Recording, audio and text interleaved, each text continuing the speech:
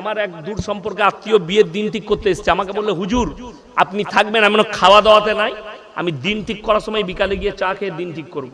তো আমি আসরের পরে গেলাম, সর্বপ্রথম আমি চা ফা নিয়ে এসি।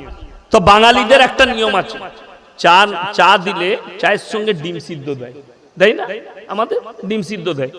তো চানাচুর দিয়েছে, পাঁপড় দিয়েছে, বিস্কুট দিয়েছে, 3-4 রকম, কিন্তু ডিম দেয় না। আমি মনে মনে চিন্তা করলাম আল্লাহ কিনতে ভুলে গেছে না পয়সা নেই। যাই হোক চালিয়ে দিলাম। এরপরে দিন ঠিক করছি, আমি বললাম বাবা, আমাকে বললে হুজুর আপনার ডেটেই ডেট করব, আপনি বিয়েটা পড়াবেন। আর আলহামদুলিল্লাহ এত ভালোবাসো আমাকে, আমি বিয়েটা পড়াবো। তাহলে শোনো, ফাল্গুন মাসের প্রথম সপ্তাহে শনিবার বিয়ে, রবিবার অলিমা, আর সোমবার তোমরা মেয়ে জামাই নিয়ে আসবে। ছেলের বাপ বলছে তারা নাচছি। আমি দেখতো কোথা গেল, ও তো বাইরে গিয়ে বড় মুফতি সাহেবকে ফোন লাগাইছে।